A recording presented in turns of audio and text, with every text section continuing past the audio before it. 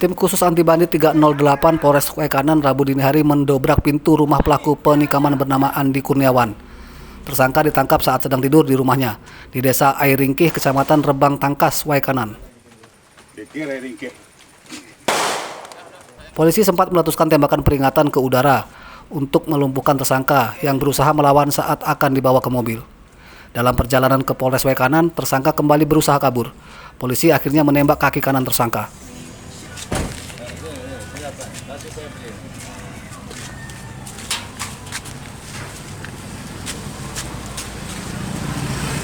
Pemuda berusia 22 tahun ini ditangkap karena menikam salah seorang tetangganya bernama Ali Musin dengan gunting. Kejadian bermula saat tersangka yang baru kalah bermain judi daring mendatangi warung korban dan memaksa meminta ponsel yang telah digadaikannya namun tanpa uang tebusan. Tersangka kemudian menikam korban secara brutal di bagian kepala, punggung, dan perut. Korban sempat kritis dan masih menjalani pengobatan di rumah sakit. Alhamdulillah pelaku bisa kita amankan, kita tangkap di rumah pamannya di Airingkih 7 jam setelah kejadian. Dan saat ini pelaku kita amankan di berikut barang buktinya di Polres Waikanan. Selain menikam korban, tersangka juga mencuri ponsel serta uang Rp600.000 milik korban. Atas perbuatannya, tersangka terancam 12 tahun penjara. Ardio Haba melaporkan dari Waikanan.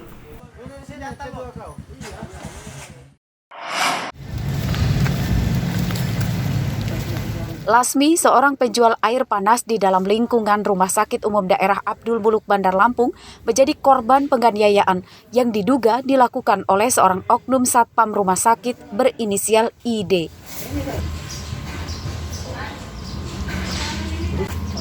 Rabu siang, wanita warga Kelurahan Pedengahan Kedaton tersebut melaporkan nasib nahasnya ke Polresta Bandar Lampung.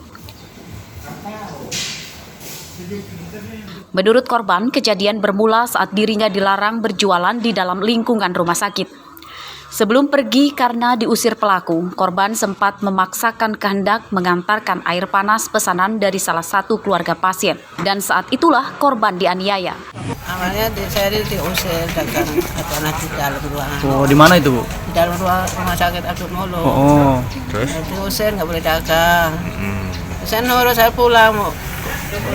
Saya udah dapat remote dari atas itu, dari lantai 3, lantai 4 itu. Berapa orang tuh yang duduk, Bu? Orang satu. Orang satu. Bu, itu pegawai boleh nggak pegawai atau satpam sih, Bu? Satpam. Oh, satpamnya, Bu, ya? Satpam. Oh. Kasus penganiayaan terhadap korban tersebut disaksikan oleh suaminya yang juga pedagang air panas di lingkungan Rumah Sakit Umum Daerah Abdul Muluk Bandar Lampung. Meski suami korban telah meminta pengertian, namun pelaku tetap saja marah. Dia datang tiba-tiba dari sini itu, dari sana itu tiba-tiba dia datang, yaitu ngusir saya. Alasan dia ini apa, Pak? Alasannya yang nggak tahu alasannya mah, tiba-tiba dia keluar katanya gitu, bawain pulang katanya. Langsung mukul ibu itu, Bu? Iya, langsung dia ngituhin istri saya. Belum ada keterangan resmi dari polisi maupun pihak manajemen Rumah Sakit Umum Daerah Abdul Muluk Bandar Lampung. Namun terkait kasus ini, sejatinya penganiayaan dampak dari ketidaktegasan aturan larangan warga berjualan keliling di dalam lingkungan rumah sakit. Petugas keamanan terkesan tebang pilih menegakkan aturan tersebut. Bagi pedagang yang akrab atau teman dibiarkan berjualan, sementara yang tidak akrab dilarang. Robi Laste melaporkan dari Bandar Lampung. Bukan jalan aja malah. Mengakibatkan korban meninggal dunia. Ya, ini dia. Polda Lampung Rabu siang mengumumkan nama daftar pencarian orang yang terlibat kasus jambret yang menyebabkan korbannya meninggal dunia.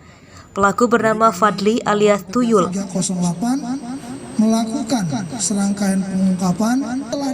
Polisi mengimbau kepada pelaku agar menyerahkan diri sebelum ditangkap dan diberikan sanksi tegas.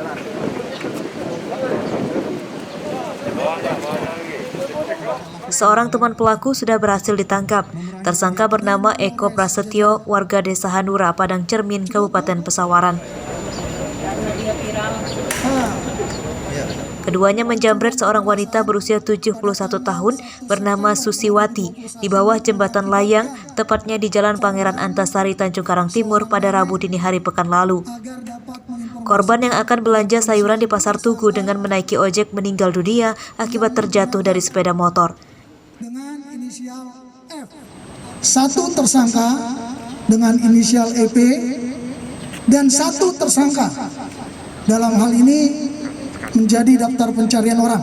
Tentunya nanti memohon bantuan rekan-rekan untuk dapat menginformasikan dan memberitahukan agar kiranya tersangka tersebut dapat menyerahkan diri. Tersangka mengaku berperan sebagai pengemudi motor, sementara temannya yang masih buron itu berperan sebagai penarik tas korban dari atas motor. Kamu sama siapa? Sama kawan kamu itu? Ya. Yang narik tasnya kamu apa siapa? Kawan saya. Kamu apa waktu itu perannya? Bawa motor. Bawa motor? Memang udah kamu intai dari di rumahnya dia ya? Nggak ada intayan. Dari hasil pemeriksaan polisi, kawanan ini biasa menjamret tas yang dibawa oleh pengemudi motor wanita saat malam hari dan diduga telah terlibat lebih dari 2 TKP di Bandar Lampung. Atas perbuatannya, tersangka terancam 12 tahun penjara. Robi Laste melaporkan dari Bandar Lampung.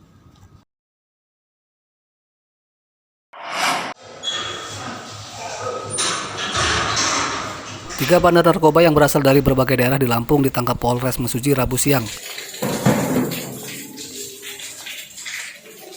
Tersangka bernama Gio Aditya Jonda, warga Abung Timur, Lampung Utara, Tri Kurniawan, warga Tulang Bawang Barat, dan seorang wanita bernama Ulandari alias Citra, warga Panjang, Bandar Lampung.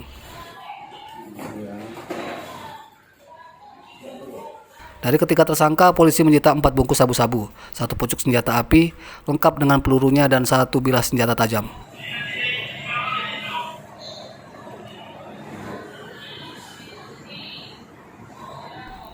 Ketiga tersangka berasal dari kelompok jaringan yang sama. Mereka ditangkap saat akan menjual sabu-sabu kepada seseorang di Simpang Pematang, Mesuji. Ya, kami mencurigai 1 unit mobil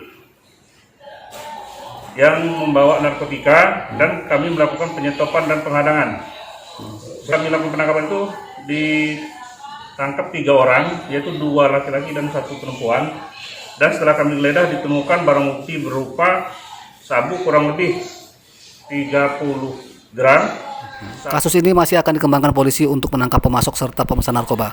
Atas perbuatannya, ketiga tersangka terancam 20 tahun penjara. Mustaqim melaporkan dari Mesuji.